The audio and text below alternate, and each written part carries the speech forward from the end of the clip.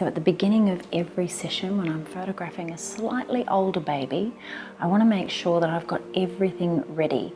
So that's why that communication process before the session is really, really important. You need to talk to them about, you know, what their expectations are, what you're going to deliver. You need to discuss different styling options, things like that. When it does come to older babies, sometimes you have parents that have some beautiful outfits. They might also have, you know, a family heirloom.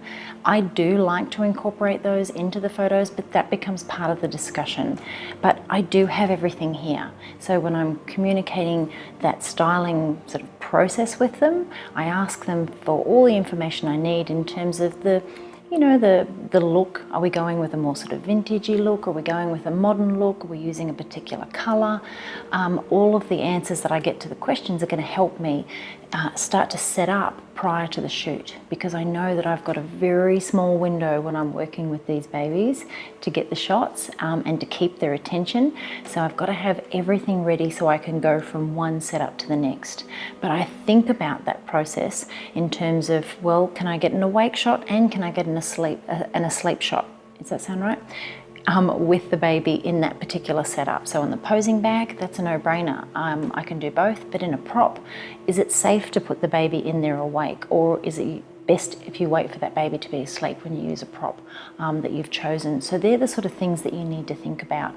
I started awake with babies before on the posing bag, and then wait for them to go to sleep, and I can transition into a few different things. It's always my go-to regardless of their age. Plus it gives me a really good opportunity to sort of get to know the baby in terms of how they respond to my touch, my mannerisms, and obviously being put down on the posing bag.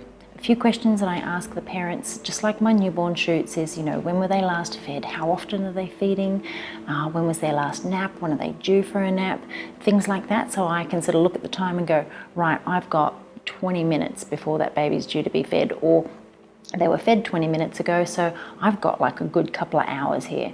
And then if they're ready for a sleep, but they're content, do I start and get some photos of them awake and then wear them out a little bit more, but trying not to overstimulate them? But the minute that they show signs of sort of, you know, feeling restless, wanting to go to sleep, then I don't push them and I let them go back to their parents, because that's what they're familiar with at this age, so that they can settle. And then once they're asleep, you're better off getting as much as you possibly can. You're going to have to move a little slower though, because they may be more aware and alert of the environment. And then if they wake up after a sleep, they're generally happier. So that's why I tend to kind of go with them and not force them to stay awake if they're due for a nap. So that's my plan, have all my setups ready, and I can go from one to the other.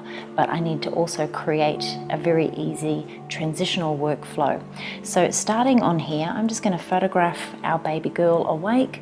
Then I'm going to wait for her to go off to sleep if she's due for a sleep. If she's awake, I'll move on to something else, but if she goes to sleep, I can do a few different things up here that are better suited to asleep babies that aren't moving. I'm going to do my hammock shot. I'm going to use a wrap to wrap around the outside, and we'll see how we go. But that's my plan. Whether we get it, we'll see. Honestly, I'm not getting a lot done with these older babies. They're too cute. Smiling.